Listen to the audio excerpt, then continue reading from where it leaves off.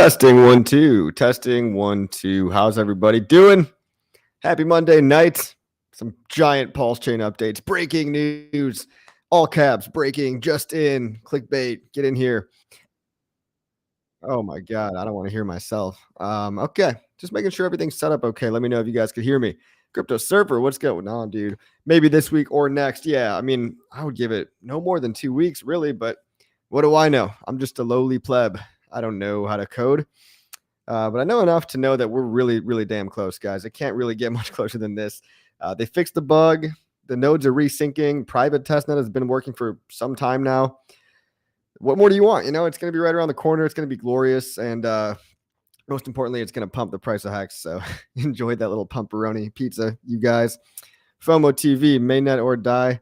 Ricardo, you're waiting. I like the little bunny emojis. Damn, coffee with the late night stream. That's right. I got nothing else to do. So, you know, let's just talk about the same stuff we've been talking about over and over and over again. PulseChain, it's on the way. But really, guys, really, this time it's different.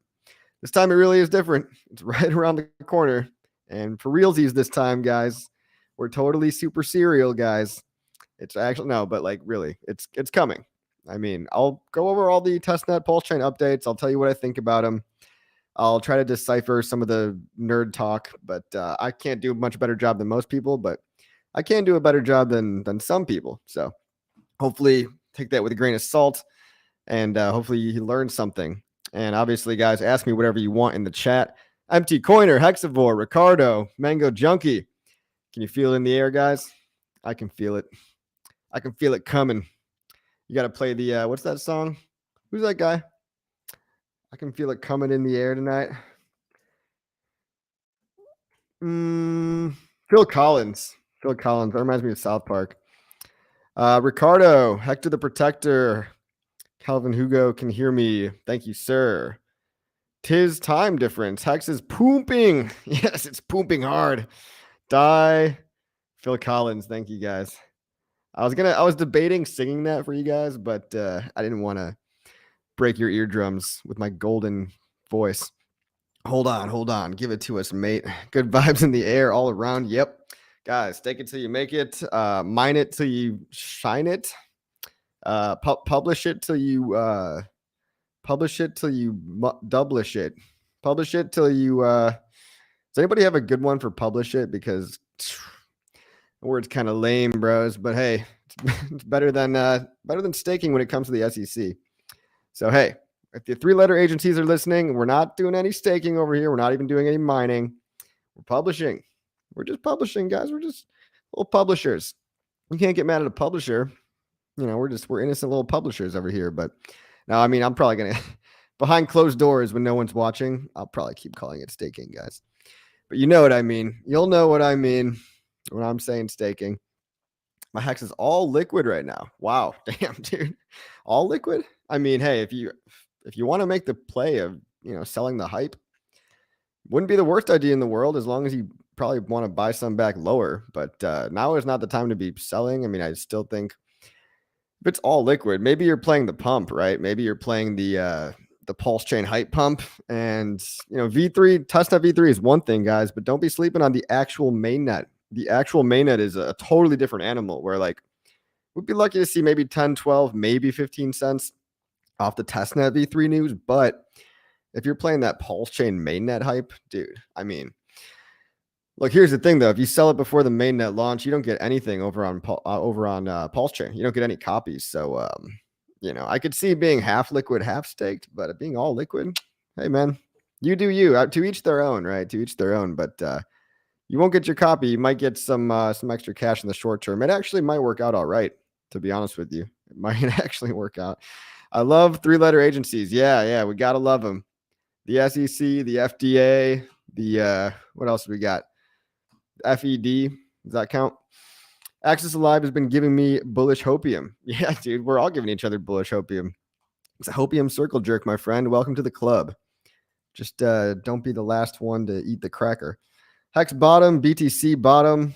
Well, I think the Hex bottom is in.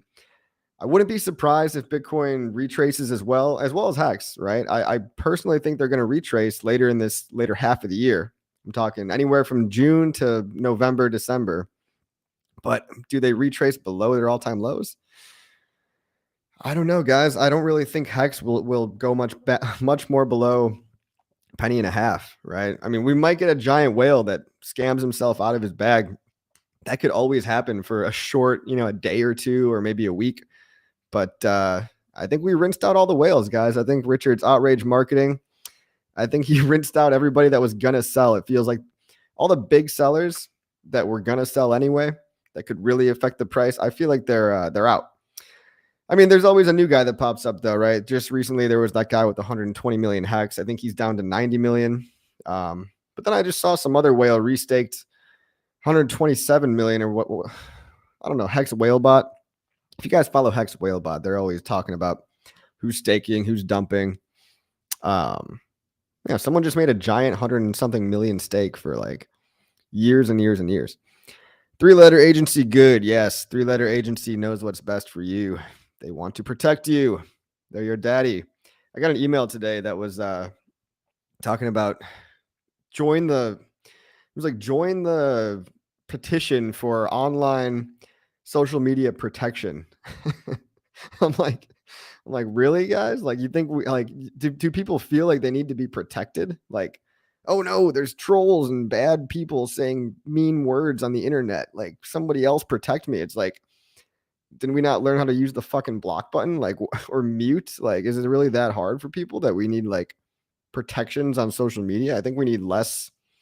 I mean, I'm never a fan of regulation, but when it comes to protection on social media, we don't need like, okay, I get it if you're going after the bots. I don't want any Russian bot farms posing as a nice little Christian community and making a bunch of middle-aged moms, biased against the current president or whatever. But if we get that stuff out of the way, then I think it's everybody for themselves, right? You should have the wherewithal to know when you're being trolled and to go ahead and ignore it, right?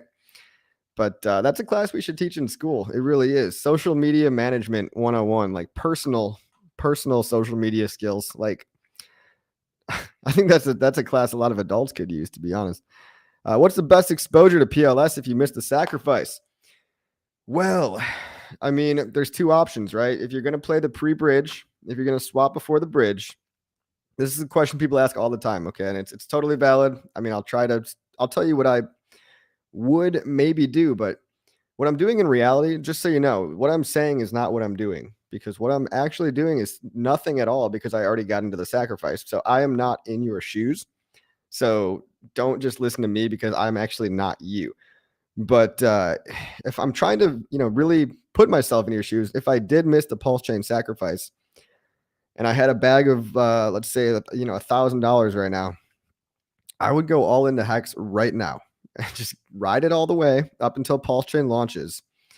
I would probably stake some for like a couple years, maybe a year and a half, 2 years, make a little ladder, stake maybe half of that.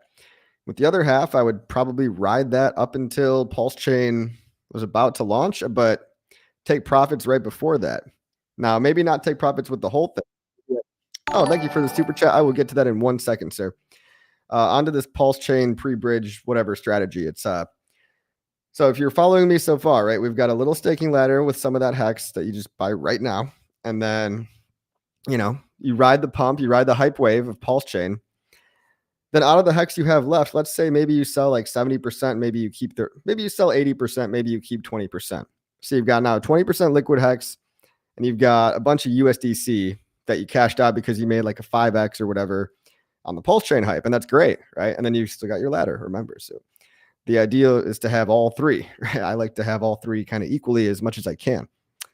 Then when PulseChain launches, you can set some very, very, very conservative limit orders using the Hex that you have to try to scoop up that PulseChain, just in case anybody fat fingers it, if in case they, absolutely screwed up, they sell it into your ready and willing hands. And maybe you scoop up some really, really good cheap PLS in terms of the PLS Hex ratio. Now, if you don't feel comfortable doing that, definitely don't do it. But if you know how to do some basic math and estimations, you can set a very safe limit order. And if it doesn't get hit, hey, guess what? You still have Hex. That's not the end of the world. If it doesn't get hit, it doesn't get hit. And that is when I would then scale in with my USDC that I made profit from riding the hype wave a little bit, and I would scale it with that USDC little by little into PLS, not right away, but over the course of like 30 to 60 days, because you look at every new coin, look at Ethereum, look at a lot of these different price charts. There's always a dip. Now, you might never get back to the sacrifice prices. You might never get below 0.0001, but you're going to probably be okay with that when we do 1,000x, 3 or 4 years from now, whatever that might be. You're probably going to be okay that you didn't catch the absolute bottom. So if you missed, the pre-bridge swap, or if you sat it out, or if you didn't catch a falling knife with your limit order, then simply scale in the USDC profits over a course of like 1 to 2 months, scoop up all that PLS using your profits that you did from riding the hype wave, basically. I hope that makes a little bit of sense. When will Hedron pump? Bro, didn't Hedron just pump today? What more do you want from Hedron, bro? Didn't they go up like 15% today? When will it really pump? I mean, in the next market, I think it's going to do fabulous, but I'm a little bit far behind. Crypto Artie, shout out to my boy Crypto Artie over here. This guy's shilling to BitBoy Crypto in real life. You love to see it. You really love to see it. This guy's an OG. Well, guys, this guy's a true Hexican, as pure as they come. He's out there in the real world. Come on, guys. What are you doing to pump Hex? This guy's shilling to BitBoy. And BitBoy had a terrible response. Look, I don't want to bash BitBoy too much. He's on our side now, but he's still pussyfooting around it. He's pretending, where did the ETH go? Oh, bro, where did the Cardano funds go? Where did the Ethereum? Where did all the Bitcoin go that went into the Ethereum ICO? Why is nobody bothering Vitalik about that? Anyway, shout out Artie. $5 super chat says, thank you for your weight video last year. Is weight V2? What is weight V2? Is it safe? Is there utility? So look, good question. Weight V2 is allegedly supposed to be like better and safer than V1. Now, I think they're both safe, but like weight V2 is supposed to just be like lower on the gas, right? Because they didn't really optimize for gas last time. So if you're claiming like $50 worth of weight, but you got to, pay $20 in gas fees, like it wasn't ideal. And this is just my initial understanding. I could be wrong on this, but what the Coast team I think is doing is they're just upgrading the contract. As far as I understand, there's really no difference between weight V1 versus V2. I think it's just a difference in that claiming it is now just going to cost less gas. Now, that said, I still haven't claimed my weight because I'm waiting. And the thing about weight token is that the longer you wait to claim it, the more tokens you get. But the catch is that you can't wait too long, because if you wait until after the PulseChain sacrifice, it's too late, right? So that's the thing with weight. Now, I did go ahead and just buy a little bit on the open market. I think I bought like $100 worth of weight just to have a little bit in my wallet, because I'm still waiting to claim it, but I haven't heard anything bad happening so far. So it seems pretty safe. But that said, you could be even safer if you want and just not even claim it at all and just buy a little bit, because it's not one of these tokens that I think is really going to pump. I mean, it's almost like a pure utility token. The only point of having a little bit of weight is I'm not trying to stack it up. I'm not trying to accumulate it. Again, I have like $100 worth of weight because when they launched their platform, when the fiat on-ramp and off-ramp has launched, which by the way might be the most underrated platform on PulseChain. I mean, it's going to be massive, and they've already got USA approval, compliance, regulatory, all that. So money transmitter licenses, all that good stuff. They basically, what having weight in your wallet is going to just give you lower fees on that platform. So instead of paying like a 3 or 4% fee, you get down to like a 1% fee if you hold a little bit of weight. So you don't actually have to claim it. You could probably just buy it on the open market if you want to. And is it going to pump? Yeah, of course, everything's going to. Excuse me. Of course, everything is going to pump in the future, right? In the bull market, but I don't see weight being like a top performer at all. I don't even look at it much like an investment. I really just look at weight like it's a utility token. So I hope that makes sense. And again, their claiming is always going to be risky, but again, I haven't heard anybody getting hacked so far. But that said, I haven't even claimed it yet. So I can't tell people to like go claim right now. Like I haven't even done it, but it seems pretty safe. But to be even safer, you could just buy a tiny little bit. You know what I mean? All right. Coffee, how long after PulseChain launch until you bridge a portion of your EHEX into PHEX? That's a good question, man. I think it'll take like a month or two, somewhere between that 30 to 60 day window. Because again, this kind of goes along with the when is a good time to buy PLS after launch. We're gonna have to wait for people to get washed out, right? We see it time and time again. Crypto history doesn't repeat itself, but it really does rhyme. It really, really does. And so people that got in early are gonna want to get out. You can't stop them. You just can't. Some people just can't help it. They don't want to wait 2 years or 3 years for profits. They want money right now. So they'll be happy to take a 2x or a 3x on their coins. And there's probably going to be a little bit of a sell-off, probably somewhere between like 30 to 60 days. Just a gamble, just speculating, right? I could be wrong.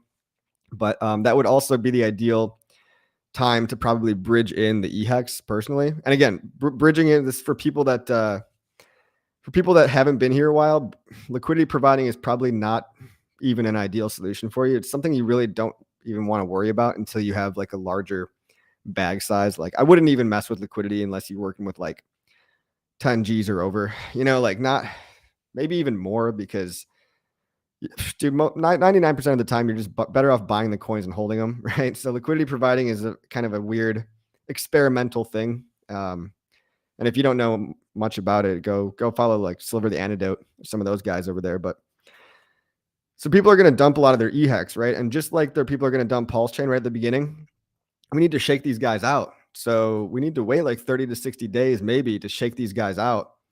And so when EHEX like dumps, basically, when EHEX gets a much lower price, that's when it becomes safer. When it stabilizes and when it starts to go back up again is when it becomes a little bit safer to pair your EHEX to PHEX, because then your risk, like if EHEX drops 90%, that's when I would consider maybe bridging a portion in. It might not necessarily be 30 days, 60 days. It might be like more of a percentage thing for me. Like, oh, if I see EHEX drops 90%, and it doesn't matter what time frame that is, maybe that's a sign to me that, okay, well, the dumpers have probably dumped, those silly little boys that didn't realize about EHEX still having value in the future, which it has a lot of potential in the far future, right? If you're a long-term staker anyway, there's no point in selling your emergency end staking your EHEX. That's definitely for sure. So, yeah. Hey, thanks for the sub, Jordan. But yeah, I'd be bridging a portion of EHEX into PHEX when I see EHEX dipping in price a lot, because inevitably I think it will, because I think people won't understand the long-term value that EHEX still has. And after that price dip, the more liquidity that's bonded, the more the prices go up in lockstep with each other after that. You just kind of want to look for it to find a bottom first, I think. So, yeah, anywhere below 90% is kind of when I would, however long that takes, I don't know, right? What's going on in the chat, y'all? Recycle profits after staking date is up. Yeah, is that what I said? Yeah. Okay. You the man, brother. Appreciate the shout out. Of course, bro. Of course. We're always chilling out here. Hexicans are chilling everywhere. I was chilling in the gym today, guys. Always be chilling. ABS. What do you think PulseChain and PulseX will do in 1.5 years? I watched a Somi video and he said 600x is easy. Look, 600x is very, very rare in crypto, but in this ecosystem, in 2 years' time, I think 600x on PulseChain is very doable, and I think maybe 100x in PulseX is very, very achievable. Now PulseX will probably pick up in 3, 4, 5 years. And people that disagree with me on this, it's okay, guys. We can agree to disagree, but I do think I'm sticking to this, right? Thank you for the sub, Kelvin, by the way. But I'm sticking to my thesis. Nothing has changed in the past 8 months that I've been talking about this and beating this horse to death. But I really do think in the near term, and I'm talking the 1 to 2 year range, I think PLS is going to be the golden boy. It's going to be the winner in the shorter term. And yes, 1.2 years or 1 to 2 years is short term, guys. It really, really is. Get your time frames on a little bit longer horizon. And then maybe in 4 to 5 years, that's when I can see PulseX, maybe even overtaking some of the gains from PLS. I mean, they're all going to win, right? They're all going to win in the near term and the long term. But I just think PLS is going to win a little bit harder. I just think you really can't deny history repeating itself over and over and over again. The layer ones, all the money floods into the layer ones, and then eventually that money just kind of bubbles up into the applications, right? And you could look at Phantom, AVAX, like Arbitrum, all these new chains. Money flows to the endpoints over time. Like they go to the application layer, secondary to the layer one. And again, you can disagree with me, but that's up to you. If staking Hex, will I get the copy of PulseChain? Yes, you will. Thanks for the easy question, old man. Yep, don't worry. Don't worry, dude. You get a copy of your entire staking ladder. Your entire ladder is copied. It's going to be okay. You're going to have a ladder on Ethereum and a ladder on PLS. USA bots are millions times better threat to us than Russian bots. I probably would have to agree with you, bro. And Vladimir, you sound like you could potentially be of a Slavic origin, and maybe you would probably know better than me, but that's what I'm gathering too. You know, when I'm learning more about geopolitics, it really does seem like, yeah, the USA is it's on the cutting edge of everything bad and good, just all power. You know, Chris says, Crypto Coffee, if we are storing our Hex on a cold storage wallet, will it be copied? Yes, it will. Don't worry. Do not worry, Chris. It will definitely be copied. It does not have to be on a hot wallet. And good for you for having a cold wallet. Good for you. B Brand, the man. Hey, Belly Brand, good to see you again. I feel like it's been a while, dude, but good to see you in the chat. My biggest fear with eHex is the e-gas fees long term. Yeah, exactly. But imagine when you're unstaking and your stake's worth like $1 million. I mean, it sounds outrageous, right? But even if you're unstaking, like, let's say you have a stake for 50,000 Hex, right? And then Hex is worth $10 one day. That's $500,000 that you're unstaking later on. And so hopefully the gas doesn't cost as much as more than $500,000, right? So you'd probably have to sell some chunk of your Hex to pay for the gas. Yeah, it's probably going to be outrageous, but hey, there's also stuff like the Maximus pools. If those work out, the Maximus pools are a great solution. Really, really innovative solution to basically crowdsource the gas fees. So it only gets paid once, and you're also buying T-shares as if you're going back in time. Now we've got a lot to unpack with Maximus with the new party token. I'm not going to really be too involved in that. The party token's interesting, but I'm not going to be chasing it. I'm not really going to be buying it because it's a free airdrop, right? So not that interested in party other than getting a free airdrop because free coins are free coins, right? I'm going to take free tokens, but I'm not going to be rushing to buy party personally myself just because it's very interesting. They're basically open. They're kind of like open sourcing their smart contract for pooling Hex tokens together. It's a good thing to do, right? Because giving the power to the people, letting them, make their own pools. I think that's great. More options for everybody, but the perpetuals are still the best options because they're the oldest and they have the best T-share rate locked in. And on top of that, I don't want to recommend that like everybody just rushes in to go and make their own pools because like you might waste some of your time and money. If nobody joins your pool, you might waste some energy on that. And you really have to think about marketing your pool, getting people into it.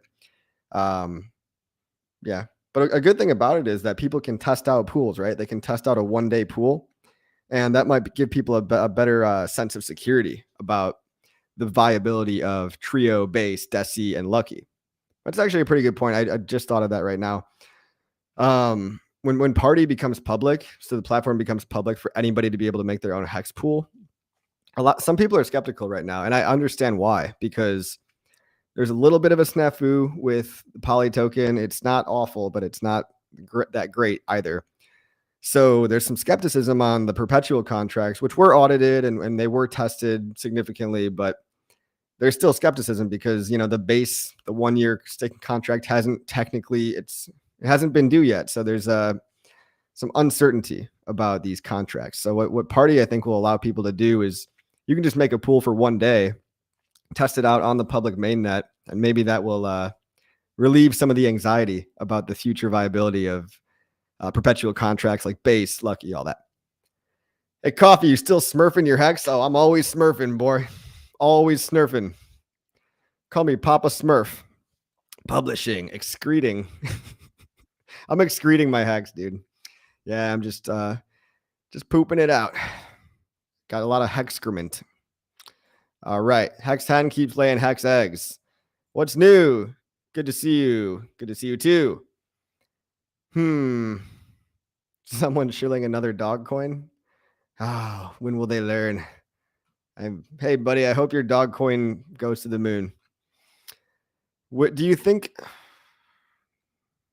Do you think in the end, much of the gains from PLS, PLSX will flow back into Hex?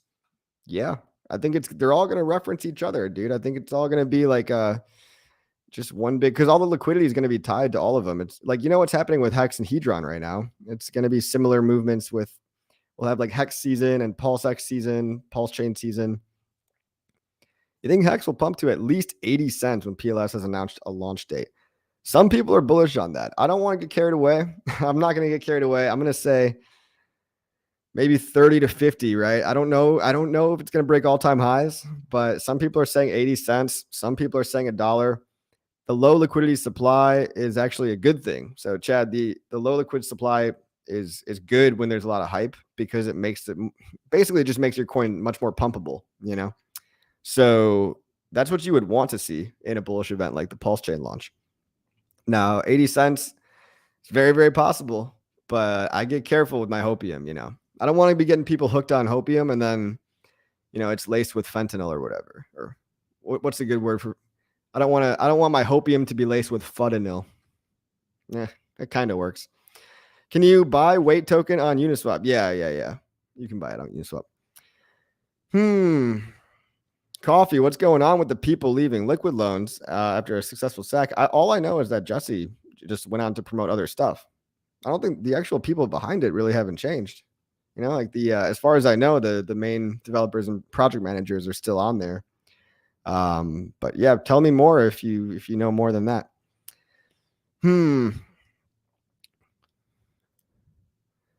How closely does T-shares simulate compounding interest? Has anyone done some charting or tables? You can go on like hexcalc.net or stakehex.today. You can see the exponential nature of it. It also has to do with, as T-shares get more rare, the daily payout per T-share per day starts to make the curve look exponential, even if the price is stagnant, which we all know the price will probably go up in the future more than down. But yeah, some people have made models. There's like a web app there's all kinds of stuff. Just go to hex.com. You can probably find all those things on there. DCC in the house. Dude, I was watching your stream. I was in the sauna just listening to you shit on the SEC. Always a good time. Yeah, fuck Gary Gensler, bro. I hope he's not listening. I'm sorry, Gary. I'm sorry. Please don't bust my door down. Crypto Kool-Aid, all dogs go to heaven. That's right. No, I'm not Shiba. Some dogs pump, sir. Some are out here still kicking. Dogecoin, Shiba, and yep, I guess that's about it. What are your thoughts on how much of a bag of PulseX should be single side staked? All of it, bro. Why wouldn't you just stake all of it? I mean, as much as I can. Like, what else is my PulseX going to do? It's just going to sit there and get bought. Buy and burn is going to pump it, but why wouldn't I want to make some other side coin? I don't know what coins are going to be available on the single-sided staking, but I would consider. I mean, maybe half of it. I'm just going to see which coins look the best to stake for. Dun, dun, dun. Everyone's making fun of the bro, you're shilling a shit coin in the Hex Maxi channel. Come on now. Yeah, it's rough out here for these doggy coins. Hey man, but hey, you got to get a good shill in when you can, right? Respect. If you haven't gotten banned already, dog guy, cheers for trying. But our chat's too smart for your little doggy coins. Great to catch you live. Hey, thank you, Iowa Hex. Shout out to Iowa. I think I can see Iowa from here. Actually, if I use my binoculars, I could probably see you. That shirt didn't age well, coffee. Yeah, fuck, right? Too bad, man. I'm selling these shirts, so you can buy them on my YouTube channel. Literally right below in the description, there's a tray. If you want to buy some some old school stake it till you make it, these are going to be a legacy collector's item one day. So these are probably going to be worth more than NFTs or anything else that you could buy. Guys, stake it till you make it is just so good. I wish we didn't have to give that up. So I'm still going to wear it. Whatever. Sue me. Just kidding. Don't sue me. The SEC can do that. What up, Crypto Coffee? What's up, Hex Fetty? How you doing? Astrotone says, is there counterparty risk with HSIs? If so, how much? No, actually, they've been proven to be pretty safe. People have been using them for a long time now. Nothing's been hacked. They've been audited. The only counterparty, I guess, with HSIs is that you introduce yourself as a counterparty again. Like, it adds more risk of yourself to paper hand your way out of it early. But here's the cool thing about HSIs is that it actually does give you more security and protection too. So what's going on with HSIs right now is really basically nobody's buying them. There's no significant markets. Like, people are speculating like, okay, one day there's going to be a bond market, right? There's going to be tradable stakes all day back and forth. And we're going to price in, the real value versus how many T-shares are in there versus how many days have been served so far. That all will come to fruition as the markets get more mature. I believe because we are not there yet, HSIs basically just give you a way to accidentally sell your HSI for less than it would be worth if you want to, bail out early, but it also gives you a way to save yourself, right? If a hacker steals your private keys, chances are they're not going to know what the hell an HSI is, or, you can beat them, right? If you realize that your private key is stolen, and if the hacker was somehow smart enough to even know what crypto is, you could beat them to the punch. You could rush, get in there, restore your wallet, excuse me. And then really quickly, you could just transfer your HSI to a new fresh wallet. So that's a pretty cool thing about, there's options, right? There's good things and there's bad things about HSIs, but kind of right now, it's looking like there's more good than bad. Definitely. I don't have any HSIs. I do my stuff the old fashioned way, but I heard of a guy the other day that unfortunately got robbed, right? His private keys got robbed. Very unfortunate, but it sounds like, and chances are most people in the business of robbing people are pretty dim-witted, not a lot of IQ going on there. So, but he was saying to himself, yeah, they didn't steal anything. Hope they don't, but this is where I would have loved to have an HSI, right? But the cool thing about Hex too is that even if somebody does steal your keys, like if they're like you, like they'll just look in the wallet and it looks like there's nothing there. Because when you have all your Hex staked, it's actually burnt. So if you do a quick check on MetaMask, it looks like your wallet's empty. Kind of cool, right? Kind of cool.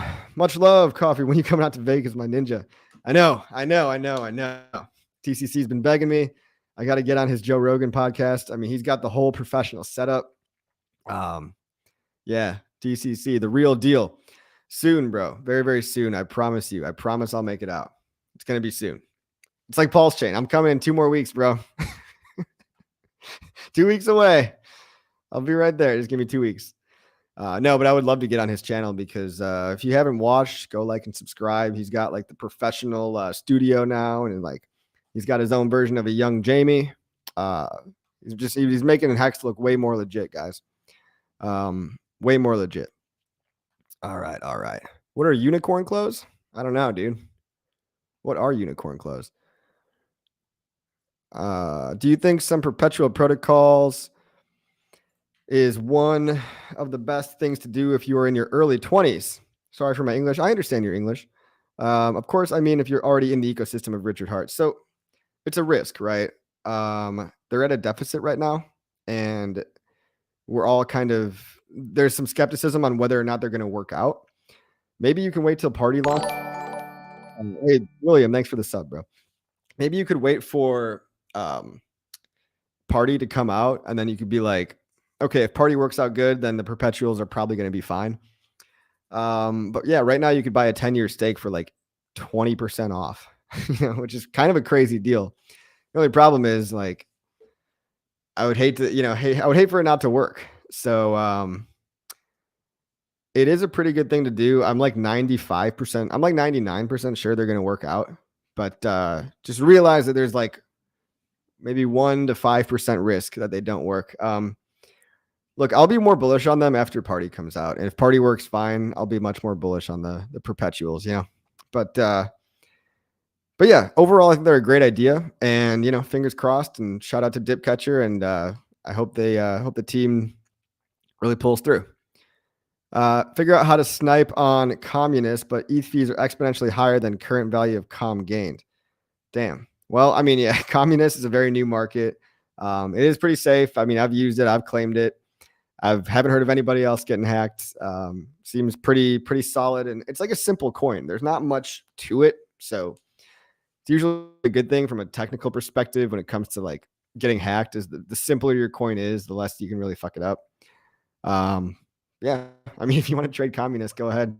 It's just kind of I think they've got some plans to do some stuff, some pumpy kind of stuff in the future. I gotta go catch up on the group chat, but I think somebody in the Telegram mentioned that like they're gonna burn some communists or they're gonna add some functionality.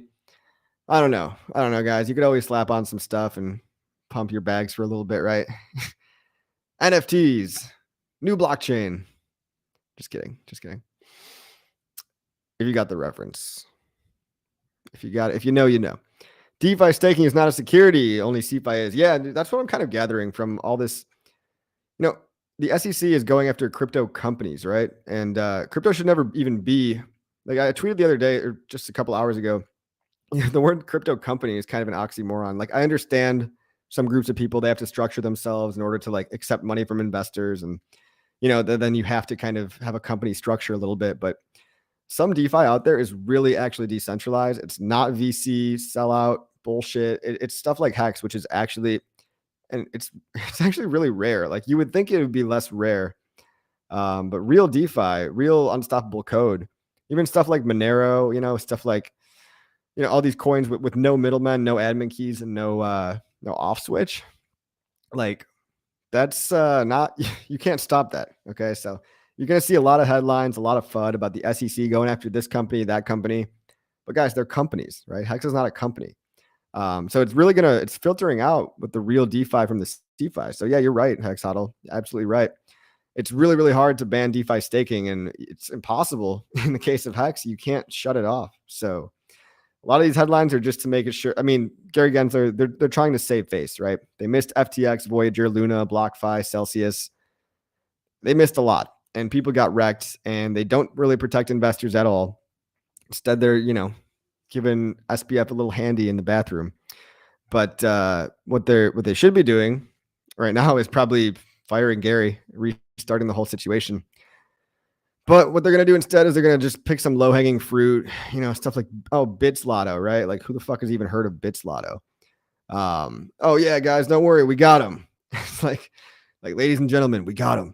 It's like, oh, cool. Like, I don't know a single person under the sun that has ever used Bits Lotto. Or like Kraken. I mean, that's annoying for Kraken, but honestly, what Kraken actually was doing was a little bit, it wasn't really, they weren't really crossing their T's and dotting their I's. You know what I mean? A lot of these centralized companies, even though I love Kraken, I trust Kraken, I really do trust them as a company. But they're staking, I would never tell anybody to use a centralized staking service, right? Like it's not good. And Kraken got in trouble because they're a honeypot for the SEC. And they look behind the scenes, they pull up the hood, they see what's going on under here. And they're doing arbitrary distributions, right? Like they're staking on other people's behalf. And then they have like some dude with an Excel spreadsheet that's just like, okay, well, this person gets this much, this person gets that much.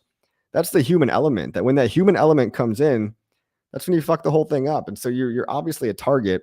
Plus, if you do that wrong, like if you give somebody the wrong amount of distributions versus what they're actually owed from their stake, or let's say you're trying to undercut everybody, you could skimp a little from the top and nobody would really even know. That's what the SEC is going after, right? That's what they just went after during that whole, there's like some hype about, Bitcoin mining is under attack from the SEC. It's not really, guys. If you dig in a little bit more into that whatever that case, it was basically just a shitty cloud mining company, or like they were offering something like mining contracts that didn't actually equate to like the hardware and software that they were selling. It wasn't actually mining much Bitcoin, and the company was just sending their clients Bitcoin basically, and saying, hey, congratulations, you mined it, even though their like hardware and software was just garbage and didn't actually mine them any real Bitcoin. So the company probably took an L on this, just not only for having shitty business practices, but like their miners and stuff didn't even work. So they were sending people Bitcoin to try to make them happy. Like, oh, congratulations on your mining rewards, when really they were just lying that their miners and software, their hardware and software just didn't work. So, I mean, I hate to say like, oh, it's legit, but yeah, there's a lot of companies like low hanging fruit that the SEC is just going to go after now that they just were never legit to begin with. And so now they're going to try to just glorify the headlines a lot more. They're going to make it flashy. They're going to make it seem like, oh, the SEC is, coming after crypto. But really, I haven't seen anything right now that's been that scary, honestly. Like, I haven't seen anything that's made me think to myself, oh, crypto is really doomed, right? They're just kind of cleaning up the leftovers, right? And there's a lot of shitty companies out there, probably a lot more that they're never going to catch, but it's for reputation purposes, it's for reputation. He was sued. There was zero pre-mine for Hex, correct. There was an adoption amplifier phase. It was a year long, and every day for 365 days, there was a giant bucket of Hex, and everybody could put Ethereum into it if they wanted to. It was optional, obviously, and the Ethereum was, transformed into Hex in the adoption amplifier lobby over the course of a year. So it's kind of as fair as you could get. It was kind of the model that EOS did with their distribution. It's hard to distribute a cryptocurrency fairly, right? Quote unquote fairly, without having a terrible price chart. But yeah, that's what happened in the Hex early days. What's up, Coffee? Thanks for warning against shiny object syndrome. You're welcome. I hope you didn't fall for it. Hope you guys didn't fall for it. I bet you're feeling really silly right now if you were chasing little S coins, and now we just tripled up on Hex in 2 months, 1 month maybe. If there is counterparty risk, oh, I already answered that question. Damn, I am behind in the chat.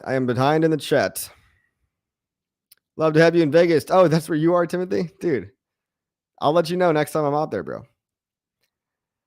Come with Hex. I'm looking at Hex. What? Scrolling through the chat. Somebody asked Hex or Texan. Guys, come on. What do you think my response is going to be to that? I like the guys. At Texan, but not for me, bros. Sticking with something like Hex. All right. For someone who missed both PulseChain, both sacrifice phases, do you think it'd be better to get a position into PLS and PLSX pre or post bridge? I think I kind of tried to describe this at the very beginning, bro. Scroll back. You can basically, what you can do is do a really, really safe limit order pre-bridge. And if that doesn't get hit, then you just scale in with your profits, about a month or two after. And that's fine, right? All right, guys, what do you want to talk about? It's late at night. There's 323 of you here. Congratulations. We made it. Maybe we can read that Richard Hart tweet, right? Richard Hart tweets. Where are you? Richard Hart, guys. He's going back to humble mode. What do you think? I knew it was going to happen. Humble mode. So not only did his outrage marketing basically filter out who was just a fake little soy boy, fake Hexagon, and a real one, but it also got new people in that could see what he was doing. So that's like a double-edged sword, right? Yeah, I'm sure a lot of people hated it. I didn't love it, but a lot of people hated it so bad.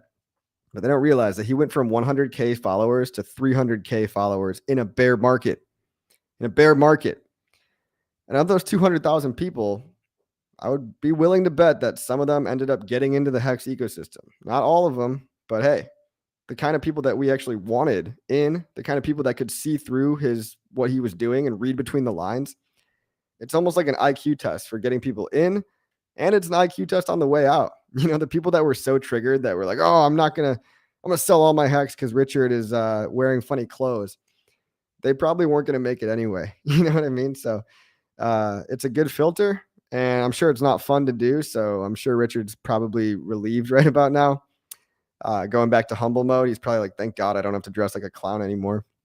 And I'm sure he's still going to probably wear some funny outfits, but like, it's hard. It's probably really hard to do that, right? You're sacrificing all of your attention for, or all of your significance for all of your connections. So you alienate like 90% of people, but you get in like 10x the number of people. So it's you're definitely making a trade there. I'm sure he's relieved to be back. I almost didn't even believe him, dude. I straight up, I was like paranoid when he changed back to humble mode and he started posting pictures of him growing up and his old house and stuff. I was like paranoid. I was like, what if Richard got hacked, bro? Like what if Richard actually got hacked? I actually messaged him. I was like, dude, is this really you? Like, it's like, yeah, bro. Anyway, PulseChain update. That's what everybody cares about, right? This is a really good update, and the Aragon caching issue looks like it's fixed. They were the mainnet, now on mainnet, panicked due to a peer being added to a time cache blacklist. So does this mean that mainnet is also being worked on? That's what I'm a little unsure about. Are they referring to mainnet as if it's the same thing as testnet v3? But because if they're not, that means that they're also working on mainnet in parallel.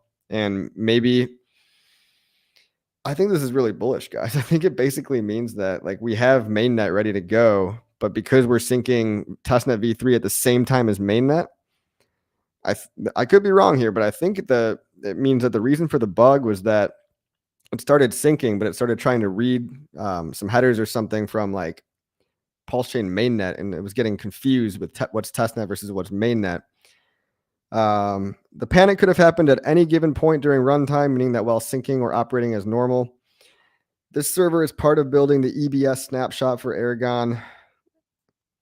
EBS snapshot for Aragon. I'm going to Google that. What does that mean? You guys can learn with me. EBS snapshot.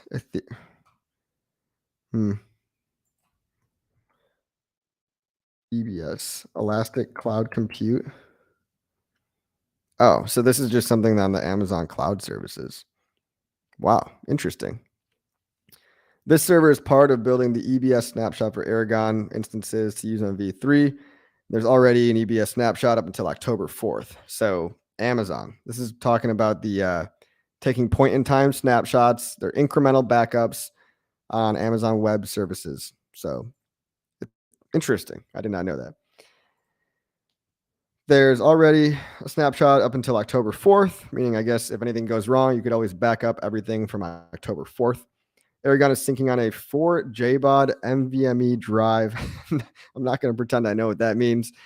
With 1 terabyte of RAM, that's a shit ton of RAM. I will tell you that, which is important for the performance of Aragon's MDBX key store value. The KV store is using a 911 gigabyte cache. That's a gigantic cache. MDBX exploits the kernel disk caching, which relies on system memory for performance. Wow, that's very interesting. So like, I think what that means is normally you have like you have storage and then you have RAM. Like you have an allocation for your RAM, but then you have an allocation for your actual storage. And this is kind of overriding what would be used for storage, but instead is using it for RAM. But it's kind of like hacking the system and using all the those extra 911 gigabytes for virtual RAM or something. Maybe. Some tech guy is going to probably shoot me for that one. This is why they suggest 64 gigabytes of RAM for operations. Okay. Blah, blah, blah. This is just talking about, okay, you need 64 gigabytes of RAM for operations, but the system was not reading those 11 gigabytes of cache RAM stuff as like actually being used. So it thought it had 911 gigabytes free when it really didn't. Because of the single-threaded nature of most Aragon stages, the CPU cores don't matter very much, but on stage 6, it matters a lot. It flies right through them. That's good to know, I guess. I might actually run a validator. I have no idea. See, y'all might think that you don't have to understand this stuff, but if you want to be a validator, you'll be running similar code. The good news is the sync is way harder than the sync you'll need. Yeah, this is also because he's syncing it for the first time everybody else, when there's a network of computers, they can all read off of different peers at the same time to basically synchronize it way, way faster. So this is probably the most painful part in the process of deploying a blockchain. TLDR, everything is going to be fine. No code needs fixed or written. That's huge. No code needs fixed or written. That's it's my favorite part of that tweet right there. It's really just syncing, guys. That's all it is. We're just waiting on stuff to sync. When you start running your own validators, you'll run into random sniggles once in a while too. Once you're up and running, it's usually good to go for a long while. True. I've ran nodes before. Yeah, syncing is pretty much the hardest part. Then you just run, you let it sit there. You set a couple of backup processes. Like if there's a hiccup, make it restart. What's the point of V3 being public and available anyway? Likelihood it stays private, then mainnet. Well, no, he's basically saying we're trying to launch the public V3 testnet for you guys. I would assume that it's just so that developers that are already building for PulseChain, they need to put their smart contracts on V3 just to make sure everything is still working. There's a really low chance that any of this code needs to be rewritten. There's like a really liquid loans, for example. It's working fine on testnet V2B, but if you're a good developer and you're a good solid team, you'd probably want to test it on the version that's more accurate, that's more close to what is actually going to be launched. The only reason they are probably launching V3 publicly is because the change was so different from testnet V2B to version 3, because you're forking an entirely different blockchain. So that's a pretty big difference. I would think that if I was a developer, if I was building something on PulseChain, I'd probably want a public V3 and not just a private one. You know what I mean? But coffee, when will the dilithium crystals be ready for the tactical warp drives? I don't know, sir. Run Validator on Windows or Ubuntu. Preference, security, simplicity. I've always been a Windows guy, but if you're an actual smart person, you'll probably run Ubuntu. I would get a virtual machine on Windows, and that's how I'd run everything.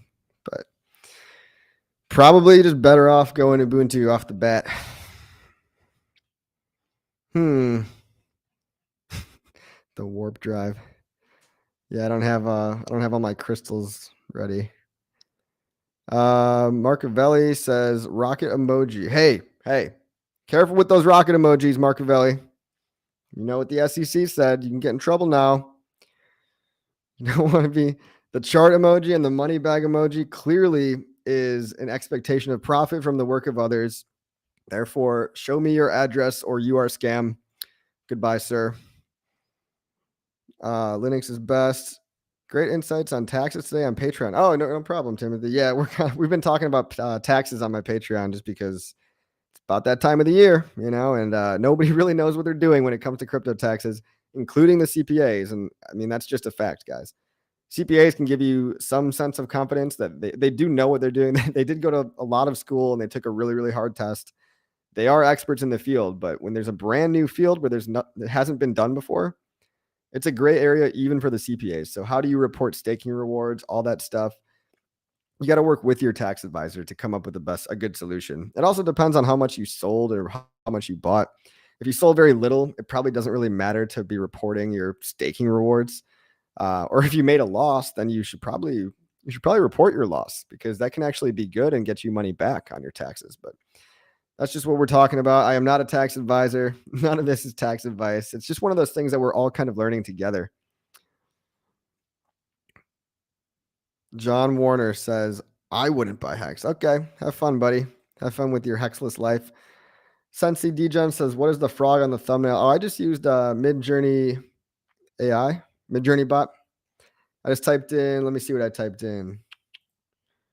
An image of a Pepe frog on a rocket ship to the moon, cartoon style meme, aspect ratio 16:9. It's so funny. Midjourney is pretty fun. Tax laws and accounting standards change yearly. Yes, they do. So it's a free for all out there. The government's basically like, yo, figure out how much taxes you owe, but we're not going to tell you how to do it. But if you get it wrong, we're going to send you to jail. So good luck. Have fun. Globally. Yeah, globally. Hey, we're in a weird new paradigm. Everyone's going to be scrambling. I think the countries that are going to succeed in getting more people to like live over there are going to be the countries that make it the easiest to file taxes. I mean, really, what the IRS should be doing instead of hiring more people to work there, they should be hiring developers to build software that's just better for everybody. Like that's what they should really be doing. But luckily, they're not, and it's actually a net positive for us because we're the savvy crypto people. So they're playing catch up, and we're always going to be 2 steps ahead in that regard if you're smart enough. What would the ETH gas prices be at the top of the next bull? How to estimate it, please. Big up coffee. Thanks, Tom Sunna. At the top of the next bull, man, I don't know, dude. Like some unstaking fees were in the hundreds of dollars in the last bull for me, right? I had stakes coming out during the like November, September area. Dude, I was paying $200, $300 to end stake. And that was like a 700, 800 day stake, right? Like wasn't that long. That was a 2.5 year stake. Imagine what a 5-year stake would be. Depends how many days are in your stake, right? So all I know is that from a 2.5 year stake, from my day one stakes to top of the bull market, I was paying maybe I'd say like $300 to $400, which is fucking terrible. It's awful. So if I had to just guess, if you doubled that, if my 2,000 day stakes that are going to be coming due in the next cycle, that's probably going to be half a grand, maybe maybe $1,000 because all the prices are going to be even higher. Shit, man. Yeah, if you don't have big stakes already, like you could be paying up to $1,000 just for gas fees on Ethereum, assuming they don't figure out sharding, right? Vitalik's working on sharding. I personally think he's got to eat a little more Taco Bell if he wants to really, really get sharding down, but he's working on it. Our smartest people are doing the best that they can. All right. Jason Light says, do you think PulseChain at 3x SAC during swap would be a good deal? I do. I really do think so, dude. I really do. Yes. Very simple answer to your question. I would be pretty happy to get 0.0003. Pretty damn happy with that. Could TrueBit protocol help ETH to reduce gas fees? I don't know what that is. And I've never heard of TrueBit protocol. What do I think the PulseX price at launch? Come on, man. That's such an impossible question. I don't know. I think PulseX, I'll say this, right? I'll only say this. I think it might temporarily dip below sacrifice prices. I think we might see 4 zeros after the decimal, but not for long. Like not for that long. Not for more than a couple weeks, maybe. This is all speculation, by the way, guys. None of this is financial advice. Crypto Hardy just left Nobu. The waitress, hey, shout out to Nobu. Great restaurant. Waitress brings bill and goes, CC payment. How you want to pay? And I go, you scan barcodes. Two guys next to me start busting out laughing. I go, oh, you guys in crypto? I just onboarded. Nice, dude. Nice. Yeah, man. Always be shilling. Hey, Wild SJ. Welcome. I think I'm about to wrap up here, but good to see you as always. Hey, coffee. What's my opinion on a meme coin? I'm not that interested. It's probably going to slowly burn out over time in terms of the price. But hey, I could be wrong. I just bigger fan of Hex and PulseChain and that whole ecosystem. The more meme coins one person decides to make, the less interested I really am. But hey, if you want to mine the meme coins and funnel your profits back into Hex, like that's not a terrible strategy. But at some point you're probably just better off buying the coins, right? Like I would never buy a meme coin just off the bat. If I was given a meme coin for free and then it gave me the ability to mine a different meme coin, well, maybe I could just keep mining that meme coin and keep dumping it for more Hex. Like that's something I'd be interested in doing personally, but I wouldn't just be buying the meme coin. You know what I mean? Hey, agree to disagree, right? If that's not what some people want to hear, that's okay. We can all do different trading strategies. It's all good. Hex Day, much respect to you. Thank you, Hex Day. Bars attacks. What's up, Crypto Coffee? Love your work, my man. Thank you, sir. Guys, I've been streaming a lot lately, but I want to make more pre-recorded content. I just don't know what else to say right now other than the stuff I've already said 9,000 times over and over. So if you have video ideas, feel free to shoot me on Twitter, DMs, or whatever. If there are video ideas that I actually think will be valuable to people, I will consider them. I just joined. Can you catch me up? Yeah, sure. Let me just go right back to the beginning. Nah, man, I'm sorry. But basically, we're just enjoying the pump, enjoying the Richard Hart updates. It's beautiful to see Richard changing his demeanor, updating richardhart.com. I'm sure it's easier on his mental health as well. Guys, I don't think you realize it's not easy to do that outrage marketing. Like, it takes a toll. It takes a toll on your spirit. I'm sure it does. Thanks to everything you do for the Hex community. Great education and input. Continued success. Great success. Chris A. Stack hearts. Piling up and Hex staking away 26 T-shares today. Dang it. Crypto. Dang it. Timothy Harris. You're the winner today, sir. 26 T-shares. Damn, bro.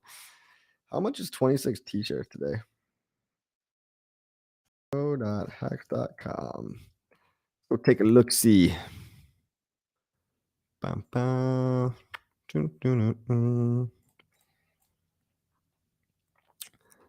many? 26,000 Hex per T-share. Hex USD. Let's see, 26,000. 1836. 1836 times 26. Okay. No big deal, but Timothy's only talking about a casual $47,000. No big deal. No big deal, guys. That's the power of people that got in early, right? 26 T-shares might sound like a lot, but imagine when the prices are all 100x from here. You know what I mean? This is really the power of it. 26 T-shares did not seem like a lot back in the day. It really did not. And that was only two years ago. You guys, if you can wait 2 years in this thing, this guy over here, he's a pretty good example. Pretty good example. Full moon today. Oh, shit. Uh-oh. I'm going to turn into a werewolf. Start howling. Yeah, full moon today, guys. What does that mean? I think Waters Above says that's usually bearish, but again, guys, full moons are really just times of enhanced volatility. Nights where I'd prefer to stay in, if you know what I mean. It's dangerous out there, boys and girls. I heard somebody, because full moons are like, why on earth would that be a thing, right? But then you look at these, there's a scientific study I read that literally came to an authentic conclusion that in the stock market, there are times of higher volatility statistically during full moons and new moons. I have no idea why. One suggestion I heard was, well, bro, the moon changes the tides, right? It changes the gravity on Earth. If it can change the water and the tides in the ocean, why couldn't it affect the molecules in the water in your body? I'm like, oh, okay. That's actually a semi-scientific hypothesis there. Like, let's go with that. No, but I do pay attention to the moon much more than I did. I know it sounds woo-woo. I don't usually go there, but you got to be a little open-minded. Maybe there might be something there, guys. I know cycles happen. Cycles are real. Everything is cyclical. Crypto markets are cyclical. Recessions, depressions, even Shemitah, dare I say. It's a legitimate, it has cultural origins in Judaic culture. And sometimes those are the types of people that are at the top of the economic pyramid at times. Anyway, okay. ARH says, coffee, credit to Sami, maybe a video idea. Can you elaborate about market cap, guys? Said this ecosystem cannot pump because we sacrifice at the top of a bull, only 0.0%, 4% total value in market. What?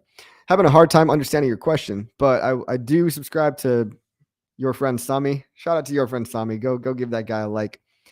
Him and his fuzzy slippers. I hope he's doing okay. I hope his feet are warm. Can you elaborate about the market cap? Maybe he's talking about the logical fallacy where people think something can't pump based off of market cap, which is just not true at all. Guys, if 90% of the coins are dormant and not moving, what really matters is liquid supply. It's the number of bananas on the shelves that matters. It's not all the banana trees and all the bananas in every country ever.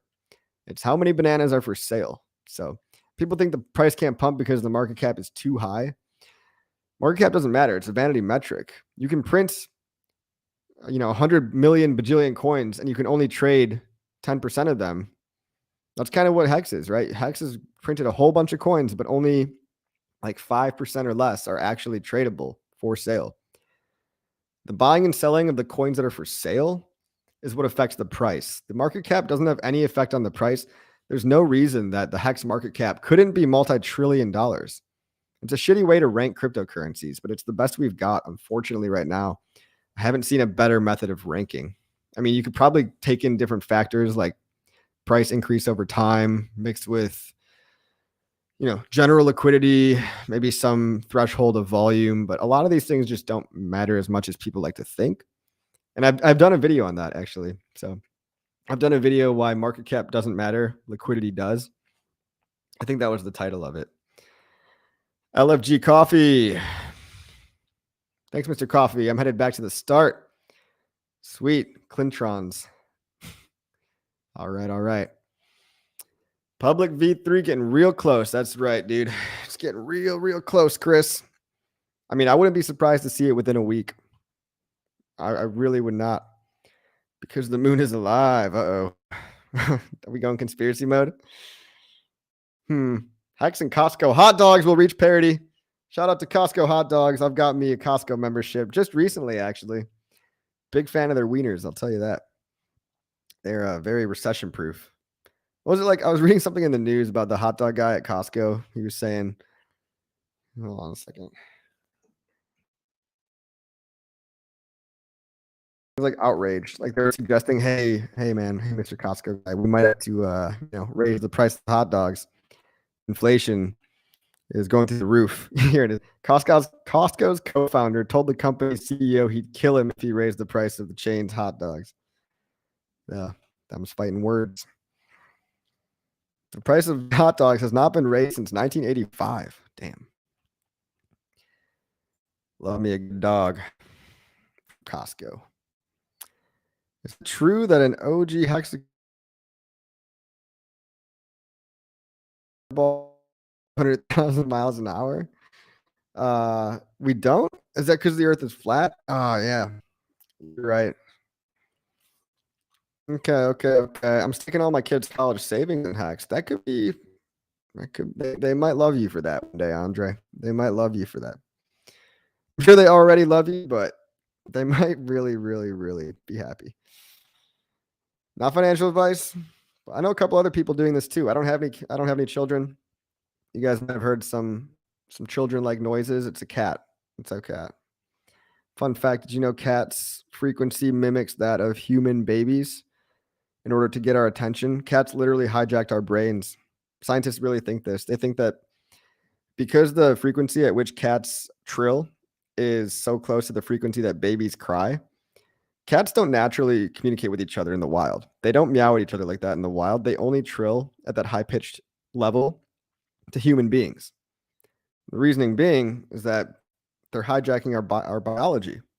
Basically, they're like, well, they're going to respond to us if we sound literally like a baby because they can't ignore baby cries. It's coded into your DNA. If a baby's crying, in your brain, whether or not you know it or not, something is wrong, right? You think something is wrong because you got to take care of the baby. Shout out to cats, man. Sometimes you got to wonder who's the real, who owns who in this relationship. Coffee killing it tonight. Thank you, sir. Just watched the Hexagon talking about the Pulse Police. That's new projects. Great point, sir. Guys, if you don't know the Pulse Police, they're kind of like an unofficial auditing group. Bunch of badass dudes that have donated their time to just doing a rough review. And it's not an official audit, right? But they do this for free out of their own volunteer time. So you got to give them some credit here. There's a bunch of developers and smart people that they vet all the new PulseChain projects coming out. And guys, you know my opinion, most like 99% of these new coins are total garbage. Or maybe they're good ideas, but I just don't believe that their coin's going to pump that hard.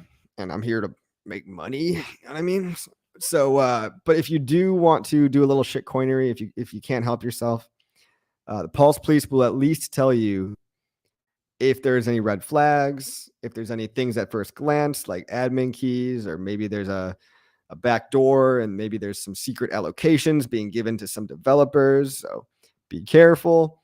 Let me post the group info. It's just t.me/Pulse Police. Let me post that in the old chat room. Yeah. So if you guys are new, if you heard about a coin and you're not sure if it's good or bad or really bad, Pulse Police. If you own a cat, buy stock in Q-tips. I really don't think she was in heat though. That's the problem. So people, this is an old one. This is like an old running joke, but my cat,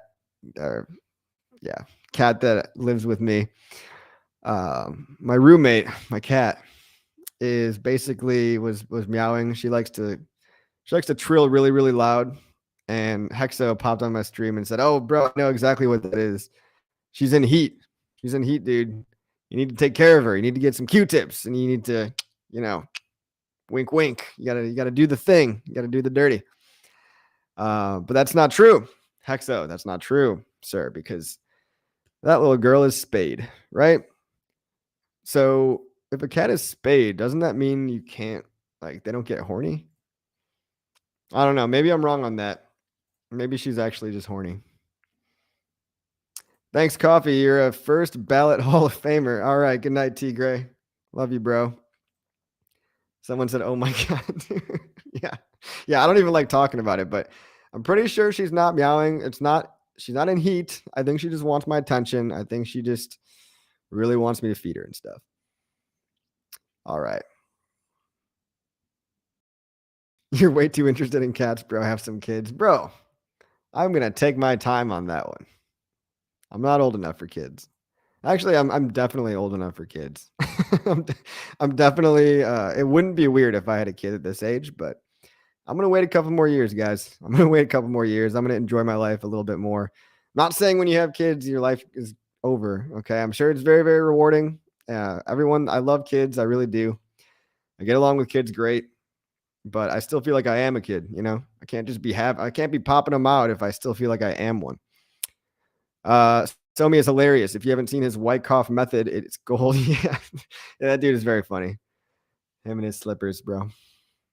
What are the play on bridges?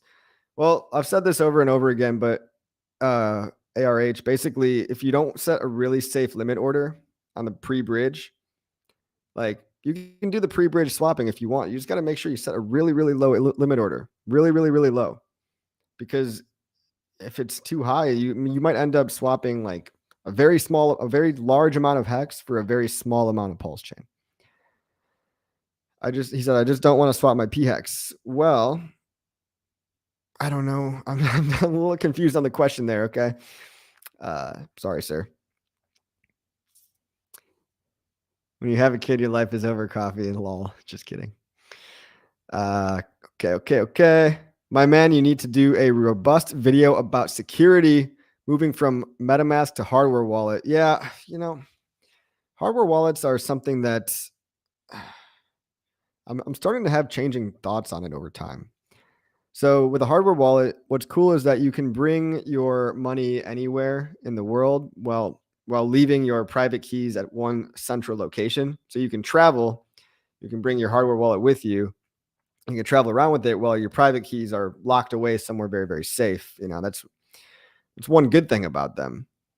But the bad thing is that if you lose your private key there and all you have is your hardware wallet, well, if you mess up the PIN code on that 3 times in a row, it permanently locks you out forever. So it introduces a different kind of risk. Whereas with MetaMask, you can always re-reveal. Let's say you don't have a hardware wallet. Okay. And you only have a MetaMask, and that's fine for people that have smaller amounts, Less than $10,000, that's probably okay. But let's say you lose your private key. You wrote it down, but you lost it. Well, you can still reveal it again in your MetaMask account. Whereas with a Ledger or a Trezor, you can never reveal that private key again. You can never reveal it ever again. So if you don't write it down the first time and make copies and store them really, really, really safely, it just gives you more rope to hang yourself with. But yeah, that's a good point. That's a good point, dude. Thank you, Charles. I should make a video about security. I should do a how to set up, Ledger from start to finish, but there's a lot of public videos online available about that already. Like they don't have to be Hex specific. There's a lot of content out there already, but I can make a video based on more of my thoughts, right? Like the risks versus the rewards. Avoid yourself from a loan. Crypto is volatile. Yeah, that's always good advice. That's always good advice. Do not ever take out a loan to buy crypto. Zach Davis says, yeah, sure. Let's see. Crypto Jedi says, someone has a cat fetish. Not me, bro. Not me. Hexo used pencils. Yeah, he might have used a pencil, not a Q-tip. I think you mean when you have kids, your life is coffee. Lol. Yeah, that's true. That's true. Just randomly kicked me out a couple weeks back. Oh, sorry, dude. Someone kicked you out? That sucks. Is there a Hex Stake app already set up for PulseChain? Yeah, GoStaker.com. You can get the app right now, GoStaker.com, but it will definitely be supporting PulseChain, and that'll be like your one-stop shop.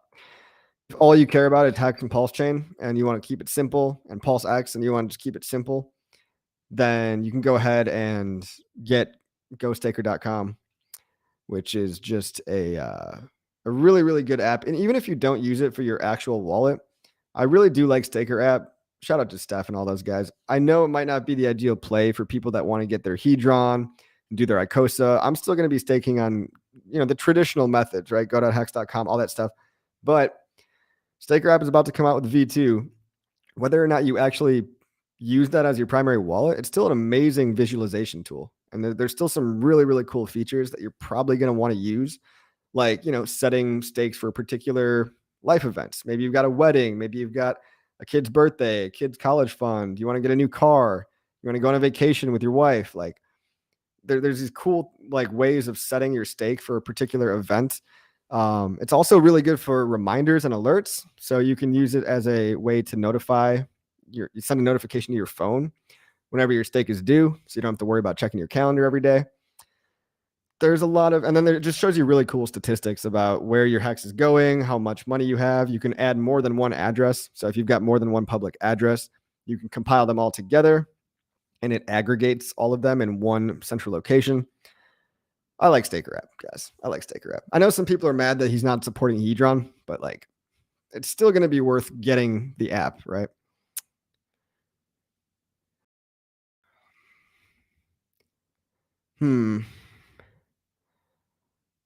Thumbs up.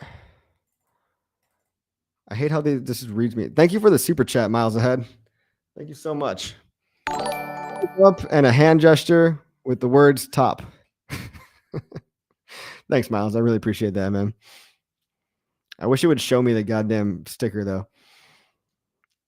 Every night feels like Christmas Eve. Is tomorrow going to be Pulsemas? It might be. Hey, we've got 333 watchers. That's cool. Staker is a great way to shill Hex to no coiners. I agree with this statement. See, even if you don't use Hex or use Staker app as your actual smart wallet, and another cool thing is it's got unique recovery features, so it's more noob friendly. But it's also a great way to get into no coiners, right? For my parents and stuff, I would get them a Staker app. I'm not giving them a MetaMask or anything at all. Not even going to give them their own private keys. I'm keeping everything for them because I don't want to bother telling them how to do crypto and all that stuff. But it's easy. You just give them the Staker app, their own little address, their own little Hex stakes, and they can just watch it from the app. And then they think that that's their Hex, So it's good for onboarding in certain situations. Pretty unintelligent not to use an HSI to wrap your stake in order to be able to have the flexibility. That's true. That's true. That's true. Native stakes are very pleb move. I wouldn't go that far though. What about airdrops, bro? What about airdrops? What about Hedron, right? Like when you're staking Hex, like you need to be also keep into consideration other functionality that you can do with your Hex that you cannot do with a native stake. And also, if you have paper hands, then the ability to send your HSI away or sell it might not be the ideal option. So I do agree in most cases, an HSI is probably pretty good. But then there's also the factor to consider of onboarding, right? Are you going to onboard somebody brand new into something that's that complicated? Like there's a lot of steps to make an HSI, which might not sound complicated for us that are crypto veterans, but for new people, they might want to start with just a simple regular stake, you know?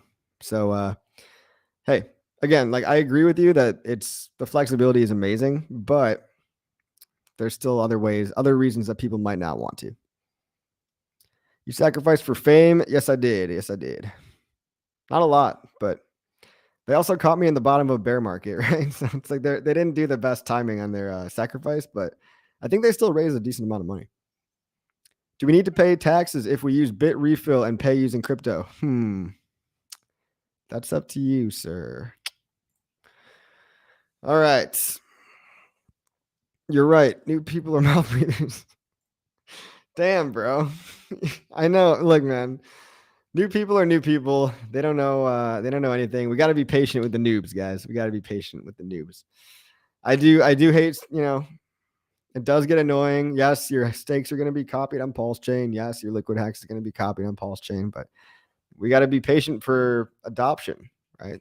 The price is literally a function of how many people we can adopt in this bear market. So how high we pump is going to be directly proportional to the network effect, to, not Moore's law. What's the fucking network effects rule? Metcalfe's law. Metcalfe's law, guys. Adoption really is the only thing that matters. So when we have our blow off top, whether we get to $2 or $20 in Hex, it's going to matter about how many people know about it. That's all that's going to matter at the end of the day. And obviously how easy it is to get into it. Fiat on ramps, nice little apps like Staker app.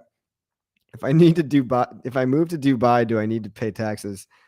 You're asking the wrong guy, bro.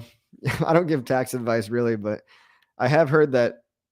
Well, first of all, if you live in America, you do have to pay an exit tax. So it's a lot to consider if you want to leave the United States and renounce your citizenship. The USA is one of the only countries that will tax you literally wherever you go. If you don't renounce your citizenship, they will tax you until you die, bro. They will tax you to the grave.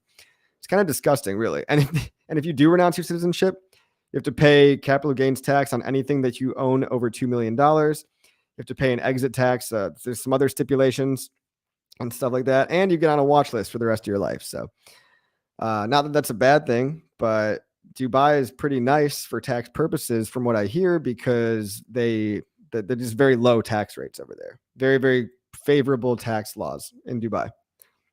There's a lot of digital nomads that are moving over there. But if you're already a USA citizen, well, sucks to suck, but you're going to get taxed to the grave unless you renounce. And renouncing has its own set of issues right there. $7 Hex is a strong narrative. That sounds good to me, bro. Fun to see what the narratives will be when we were in peak bull. It's funny to see what the narratives were even 6 months ago, right? Like in a bear market, the narratives get so much more bearish. In a bull market, I mean, you remember the peak of the last bull, people were like $50 Hex, $100 Hex. And I thought that I was over the top bullish. I was calling for like $2 Hex, and we never got there. But that was me being conservative at the time when everyone else was like, $100 Hex, whatever. And then you realize at the bear market, at the bottom of the bear market, everyone's like, yeah, I would just be happy to see $1, in the next one. I would just be happy to see $2 at the most. It's like, well, $7 actually sounds pretty reasonable. By the time we get to $2 or $3, people are going to be calling for $30, $40, $50. So be wary that all these guesses change based on the time of the market that we're in. But hey, I really do like that $7 number sounds pretty good on the bullish side and the bearish side. Thailand is better than Dubai. I had the most fun in my life on my Thailand trip. That was probably the most fun vacation I've ever been on in my life. And I was like 20 years old at the time. Thailand's a good time. US won't now that you lose your seed words. What? Then give it to a friend and have that friend give it back to you after you leave. Oh yeah. Yeah, exactly. There's an interesting case, right? If they try to make you report your taxes after you leave the US, there's always that, well, what about my crypto, right? You don't know that I own my crypto. And that's a pretty good narrative, right? Oh, I lost my seed words. Oh, 3 years later, oh, my friend found my seed words again. I'm okay with that. That doesn't I mean, look, I'm pro USA. I want the USA to be great. I want it to continue to be great. But there are certain scenarios that I think are unlikely to happen that could potentially make the US a very unhospitable place for crypto. But that all has to do with the legislation and the politics. And, we have a part in it too. Our narrative, the stuff we talk about really does matter more than you think. Speaking about crypto in a positive light, getting out there and trying to actually affect a change in society and culture is very, very important, because if nobody was doing this, if you guys in the chat, you guys are all great. Hexakin, 340 of us right now. I mean, we're like a gigantic force in the crypto community. We really are. We've came a long, long way. I mean, I would say we might even be like 20% of all crypto at this point in terms of the social metrics and everything else. Obviously, the Bitcoin and Ethereum guys are doing their thing too. Shout out to everybody. But it's not us versus each other. It's us versus the government, us versus the Fed, making more favorable laws. It's not just about saying, okay, fuck it, I'm out of here. Like, USA sucks now, guys. Let's go home. No. It's not about that. It's more about seeing how things play out and trying to make it really, really good as it can be. And, in 10 more years or maybe 5 more years, if it's not looking good, I don't think things are actually as bad as people think though right now. If the SEC is trying to make these headlines so that it looks like they're under control, it looks like they've got this giant dick they're swinging around and stuff. But when you look at what they're actually doing, they're going after centralized companies that kind of are legitimately fucking up. Like when you look in and you look under the hood on some of this stuff, a lot of the companies they're going after are just low-hanging fruit that they were actually doing something wrong. So I'm not supporting them. I'm not an apologist, right?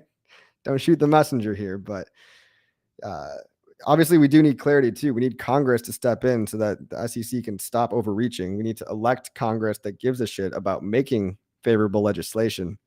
Go and join that Coinbase thing that Richard retweeted the other day. There's like a Coinbase movement. Here, I'll get the thing for you. What was that movement called? Coinbase.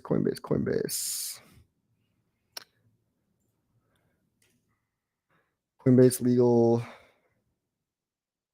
defense.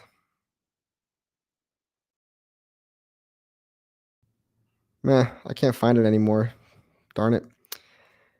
There's like some blockchain legal defense fund that Coinbase was starting.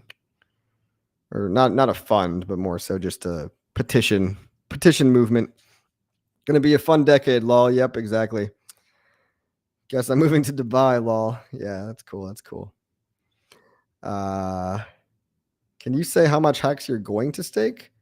I can tell you as a current percentage, I'm like 98% staked right now.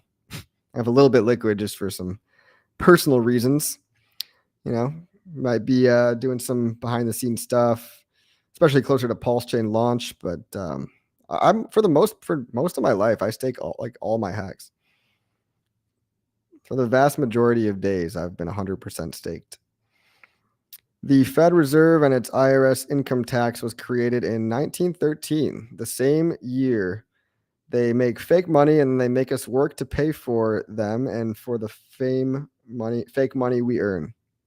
Got to get off that system. Well, there are ways that you can play within the system and still be a little bit off the grid, but I don't like to be totally off the grid because I do like electricity and power and first world amenities.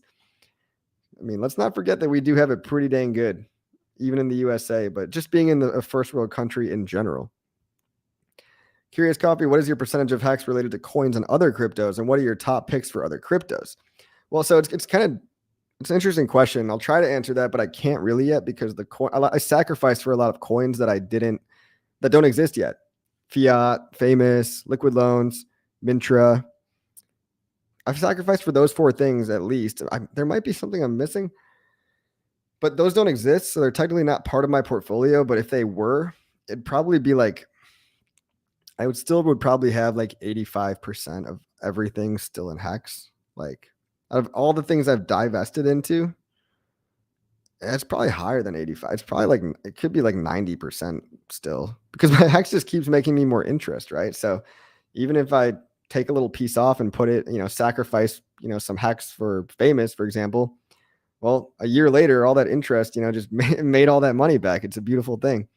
So it's never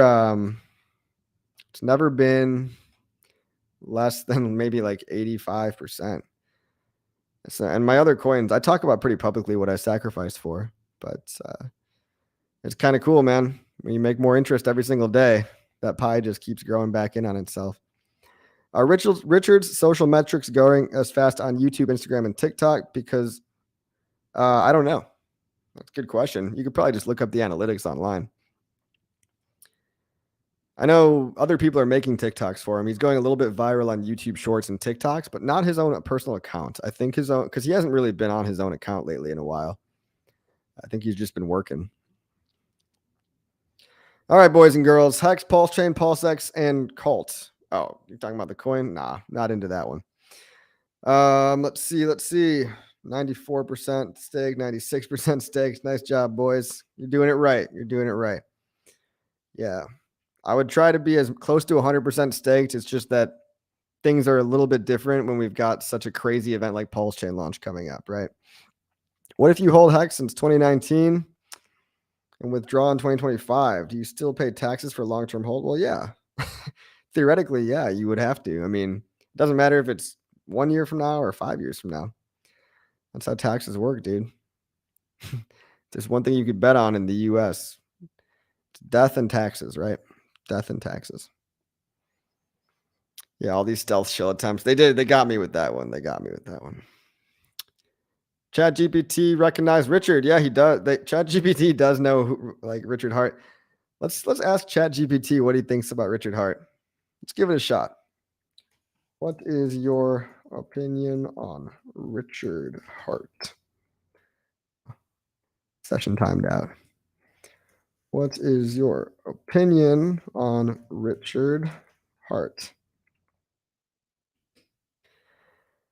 As an artificial intelligence model, I don't have an opinion or feelings, blah, blah, blah, blah.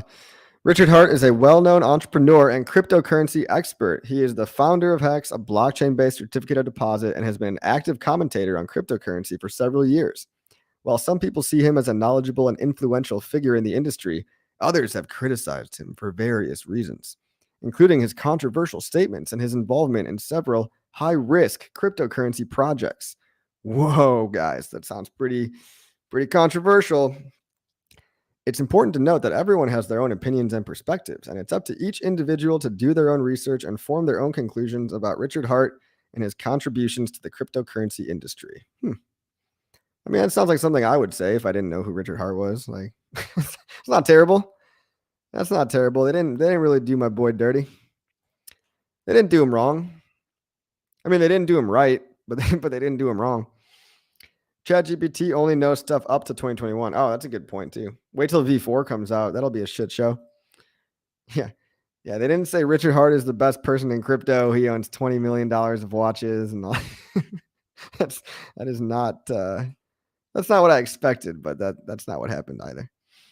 He's a well-known entrepreneur and cryptocurrency expert. Guys, ChatGPT just called Richard a cryptocurrency expert. And they know he's the founder of Hex. So what more do you want? At least they're not going Jordan Peterson on him. Is there a low risk in crypto? Funny. Is there a low risk in crypto? Funny how hypocrites have zero self-awareness. Yeah.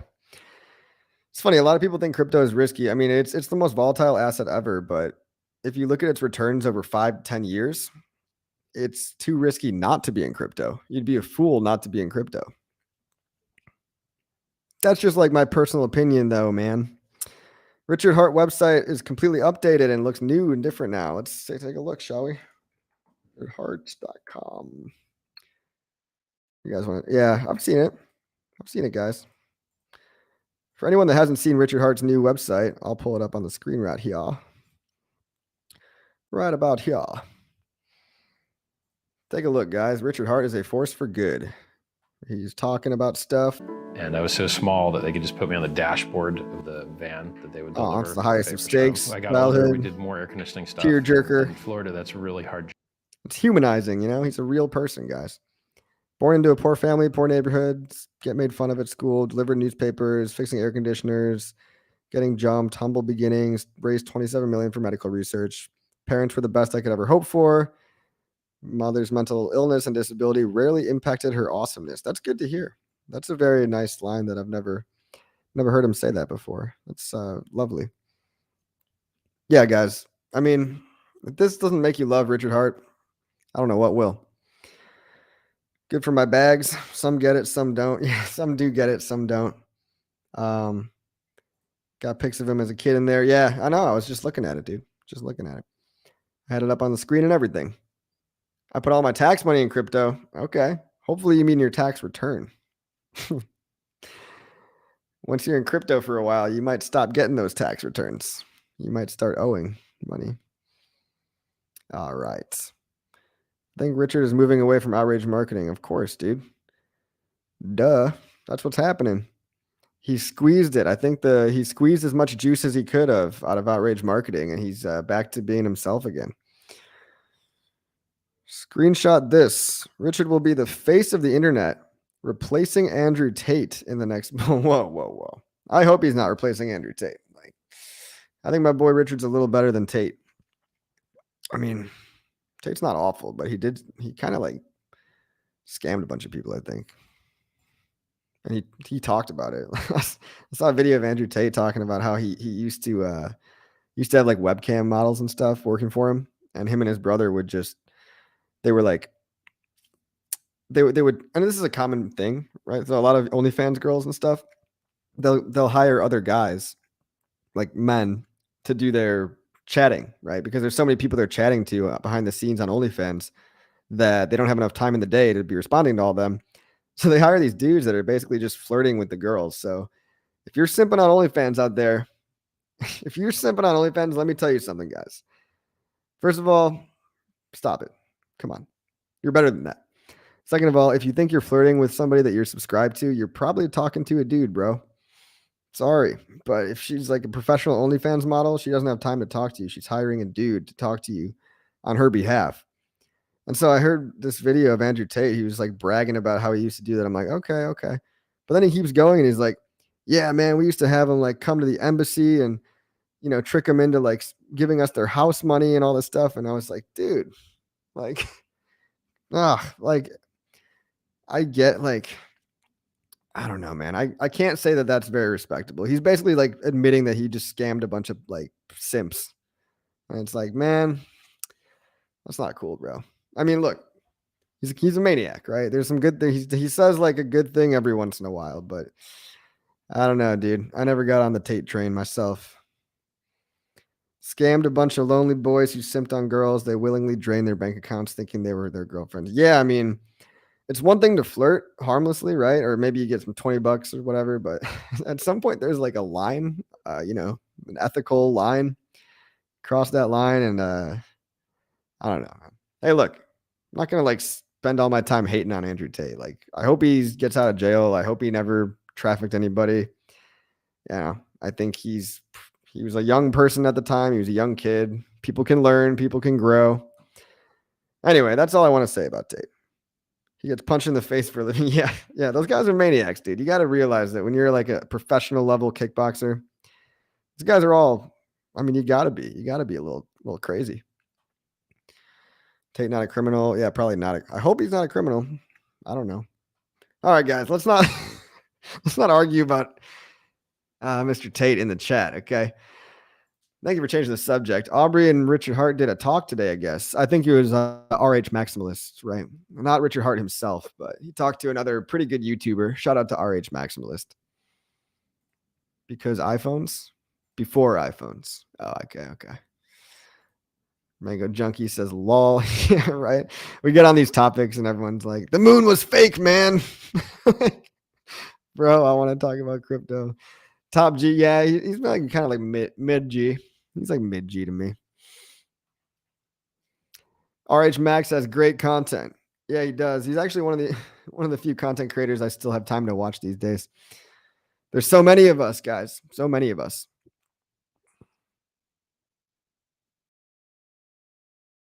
He's not a criminal, but if somebody said he hid money from tax authorities, I'd believe that. I would believe that too. No, I'm just kidding, dude. The moon landing was not fake. I'm just joking about, sometimes I get pulled into these conspiracy talks, Damn it, I'm late. What's up, Coffee? I gotta go back and watch the beginning. What's up, Optimus Kevtron? What's going on, bro? Us good Hexicans are not criminals. No, we are not, sir. I have never broken a law in my life. But some laws are meant to be broken. Not that I've ever broken one. What brand is your guitar? It's an Ibanez. Amp is a Line 6. Moon landing was 100% fake, lol. I'll tell you guys my secret conspiracy about the moon landing is that the pictures do look doctored, right? Here's the thing. Hear me out, guys. Hear me out. You look at some of the pictures that they took from the moon landing, and this was an age before Photoshop, and you can see visible signs of tampering with some of the moon landing photos. Now, that said, I do think that we actually put men on the moon. When I saw Buzz Aldrin getting interviewed by a moon conspiracy theorist and punching him in the face and getting angry, that kind of reaction doesn't happen from someone that was just in on a conspiracy, right? I think these astronauts really did go to the moon. I just think that there's a chance that maybe when they were, entering the atmosphere again, maybe some of their film was corrupted in some way. So maybe they had to fake a couple pictures. Maybe they did. Maybe they had to fake a few photos. Hey, little white lies, to justify the overall truth. I'm okay with that, guys. I'm okay with that. DCC was talking about being cautious on Maximus DAO. DCC is the reason that I am more cautious on Maximus DAO. But it's not only base in October that needs to prove itself, but I mentioned this at the beginning of the video, optimal timeline. I'm glad you brought this up. Another thing that would give me a lot more confidence a lot sooner in the Maximus perpetuals. And look, I do think I'm like 99% sure that they're fine. Okay. They're simple contracts. They've been audited. They've been tested on the test nets. I was able to see them be tested on the test nets, right? But there's a point there. He's got a very, very legitimate point. So there's a little bit of a snafu with the poly contract, right? So, trust is easily lost and hard to build. So yeah, I can understand that DCC is skeptical. I'm a bit skeptical, but I am saying that with the party token launch, like I'm not going to be shilling it like over the top or anything like that. But what party is going to be able to do is it'll make it really easy for anybody just to make a single day hex pool. And then you can go see for yourself on the mainnet. If these hex pools work after one day, they work properly. That to me would give me plenty of confidence that everything is fine. If the party pools work okay, I'm pretty sure we're going to be okay, guys. And I'm already pretty sure we're going to be okay. I'm like 99%. The only reason I'm 99% was literally because DCC made a lot of sense. He's got a very good point, guys. So much trash coins will hit PulseChain. Yeah, you're right, bro. You're right. So many trash coins, guys. You got to watch out, boys and girls. You got to be honest with yourself out there. Which one of these are actually going to pump? Like hard. Really be honest with yourself. You don't have to be first on every coin if a coin only goes up 5x and then dies. You don't just want to be first on every coin because half of them are going to rug, half of them are going to go to zero or go to they'll never make it past one cycle. And then you're just going to be sitting watching Hex and all the other good ones just pass you by. Would you rather put $100 into 100 coins or $1,000 into 10 coins? I'm not even saying you only have to get one. I'm just saying, look at the math, right? $100 into 100 coins. And at the end of the day, only like 5 of them win. I'd rather put $1,000 into 10 coins. And then the 5 that win, just do more research, be more honest with yourself, and really be aware of what's going on around you. I'm not saying Hex is going to be the top performer. I think it's going to be one of them. I think PulseChain might actually be the top performer, to be honest. But you know, you don't just want to do a shotgun approach. And I'm not saying put all your eggs in one basket, but be careful about the baskets that you put your eggs in. Don't just be first on everything, because there's going to be a new coin every week, boys and girls and girls. The 3 girls watching, thanks for being here. Let's see. Tate.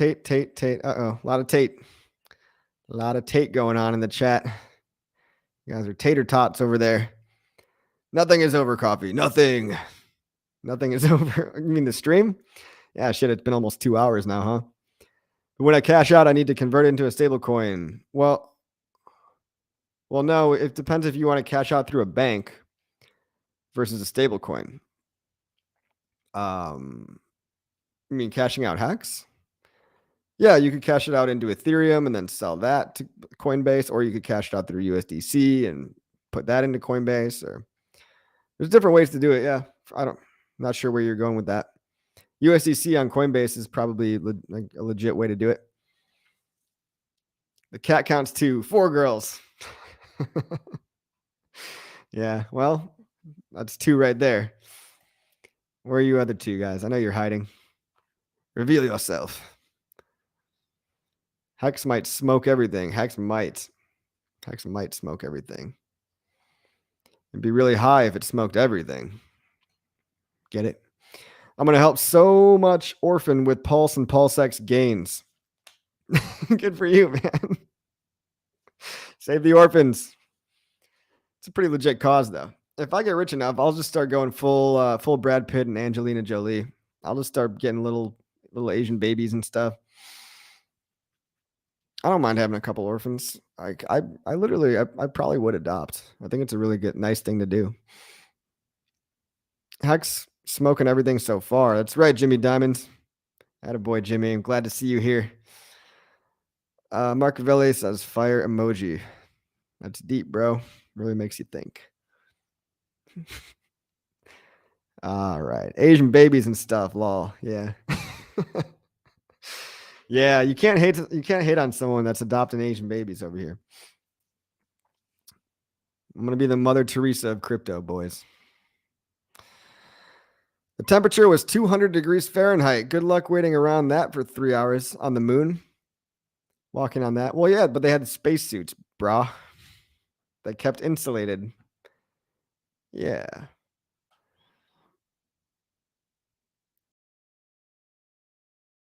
Runeskies. I wouldn't mind a couple of orphans. What, bro? This is where we go when we're 2 hours in at 10:30 at night. I think I'm just kind of tired, guys. I hope justice is served and Tate is treated fairly and humanely. I hope so too, sir. That's all I can ask for, right? All I can ask for. Okay, so the chat is degraded to the moon conspiracy and Andrew Tate. We need to recruit more smoking hot girls into Hex. Hey, I'm all for it, boys. You've heard it here first. You know what we need to do. By the way, we've already got a pretty good number of hot women in Hex. Very, very sexy ladies out there. An unusually high number as well. Unusually high. Monica, speaking of all that, how you doing, Monica? Good to see you in the chat. Yeah, we've got a lot of women in Hex. We've got a lot of women. And it's honestly, like, I know it's a lot newer of a community than Bitcoin, but from the conferences I've been to, from the real life meetups, I've noticed a lot more women and just different varieties of people in general. I feel like it's a more inclusive community. I'm talking about different trades, different walks of life, economic backgrounds, race, whatever, jobs, blue collar, white collar. I've seen a lot of different kinds of people in Hex, and it's a pretty beautiful thing. All right. Exponential, what's up? Good to see you. Yeah, crypto. Yeah, Jimmy. That's exactly what I just said. There's more ladies in Hex than Bitcoin, it seems like. Hey, it's more fun. It's certainly a little bit less creepy than the Bitcoin Maxi conferences. I heard a couple of not so good things about the last Bitcoin Miami conference. A couple of assault allegations, perhaps even charges, which is like, you don't want to be. It's like all it takes is one turd in the punch bowl, And then everybody looks bad. And then Vice makes a documentary about how crypto is a bunch of misogynists and all this. And it's like, guys. That's Bitcoin, okay? That's the Bitcoin over there. That's not everybody. And look, 99% of everyone is not nice, normal, but just one turd in the punch bowl, guys. That's all it takes. Don't be that turd, okay? We're going to get bigger and bigger as a community, and it's going to be hard to tell everybody to be totally sane and normal. But all communities do tend to degrade over time. So let's enjoy these early days when we're just getting going. I really do feel like we're in this golden age of the Hex community, and this next bull run is going to be probably the golden age. After 6 or 7 more years, 8 more years, it's inevitable, guys. Hex is going to be a household name, but then it's also the community will probably get a little worse in like a decade, you just can't help it, right? Like, just can't help it. I guess Richard got a new dev. Yeah, he just added this guy named Gamma, right? So Richard added a new developer named Gamma, but he's been here a while, and Gamma is basically the guy that's selling pre-built validator nodes. Pretty cool guy. I interviewed him on my channel if you scroll back far enough. Technical dude, very, very smart. I think he probably was added in at this point in the process because it's such a later stage, and it's actually bullish when you think about it. This is the guy that's selling validators, and he's making it a business, right? Or nodes as a service, right? He was going to make archive nodes so that basically it's just like selling access to a service, right? So you would pay by the number of API calls that you do, but so that everybody doesn't have to sync their own node from scratch. These archive nodes hold the entire system state, which is like a terabyte of data. It's a lot of data, and it's run out of a data center rather than somebody's house.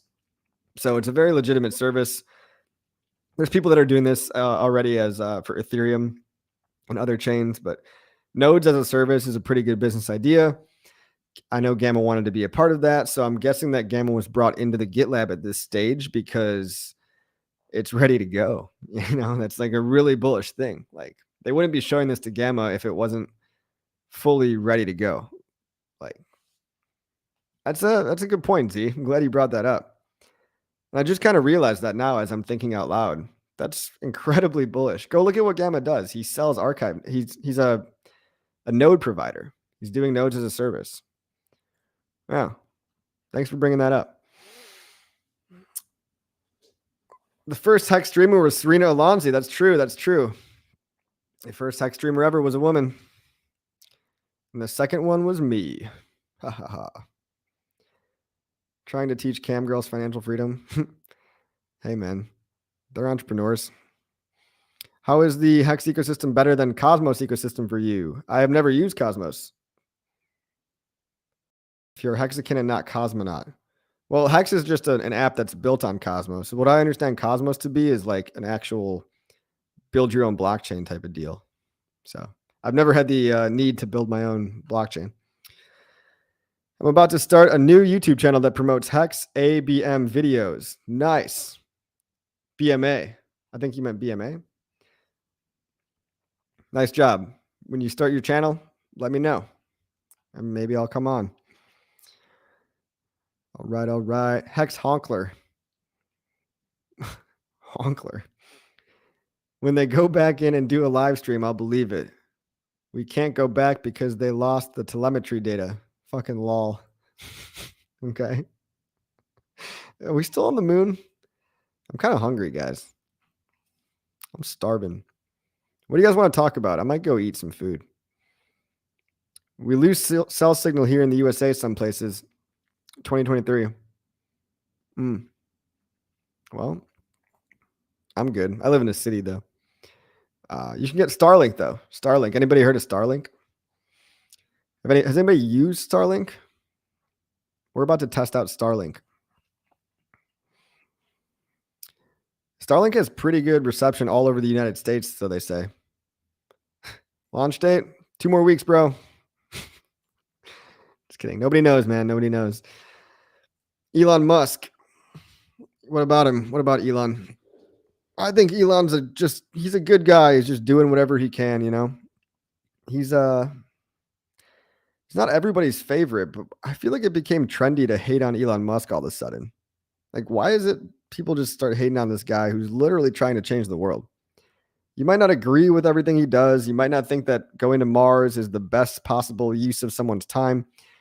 But guys, that's not all Starlink is about. He's literally putting up satellites across the entire world, global, accessible internet. All of Africa can use Starlink, right? That might not be true right now. But look, he's launching rockets that can land themselves. He's making our energy grid less dependent on foreign oil. Like, he built a gigafactory in Texas, which is building the most badass cars. I have one. I have a Tesla. It's amazing. It's an awesome car. And with Twitter, he's doing his best. Okay, Twitter. He's doing his best. It's a hard job. He came into a dying, burning building, and it's up to him to put the building back together again as it's burning. So it's a really hard job, but I think he did it to protect freedom of speech. And if you can't tell, I'm an Elon Musk fanboy. So look, hate him all you want, but at the end of the day, you're just pointing fingers. You're an armchair quarterback. And if you don't like what he's doing, you go do something about it. You get out there. You go make the world the way that you want to be. You go be the change you want to see in the world. Make the world the one you want to live in. That's just one guy, okay? You're just one guy. Check out Hannah Montana by Migos. I've heard it. Thanks, Jimmy. He might be the Antichrist. He might be the Antichrist. Ukraine uses Starlink. Yes, they do. I think he might have shut it down on the Russia side. I'm not sure. You got to comply with geopolitical tensions, unfortunately. Well, he did shoot a rocket with a hot rod into space. Unclear if one of his enemies was strapped into it. Have fun in getting that evidence back. That's actually kind of funny. Yeah, it's hilarious, dude. Fucking put an astronaut in a roadster and just shot him up into space. I was watching that live stream. Elon is like Trump and Richard. I think Elon and Richard are much smarter than Trump, but I know where you're coming from. Controversial. When really, I don't think Richard or Elon should be that controversial, but here they are. It sells, right? If it bleeds, it leads. One can criticize without having to prove own abilities. Really, it's freedom of speech, for sure. He has pretty good batteries for the home. That too. A lot of people out there, you might have a power wall, right? His power walls are pretty good, I hear. Versace by Migos is also a banger. I'm not like not a huge fan, but it is a good song. That's Richard Hart's theme song. Versace. You tell him, Coffee. Go get some tea. Okay, guys. Yeah, I'm probably gonna get going. Weird how the paint stayed on that Tesla launched into space when Blackbird jets don't use paint because the heat burns it off. Maybe his paint was better. I don't know, man. I could waste my time thinking about a lot of different stuff, but gosh darn, am I hungry. I'm gonna go get me some late night snacks. This is like the worst time to eat, but don't do what I'm doing, guys. Do as I say, not as I do. All right. I love all you guys. Like and subscribe. It's been real. You guys are the best. Hex, pump to the moon forever. 1,000,000,000,000,000,000 years. Hex. Goodbye.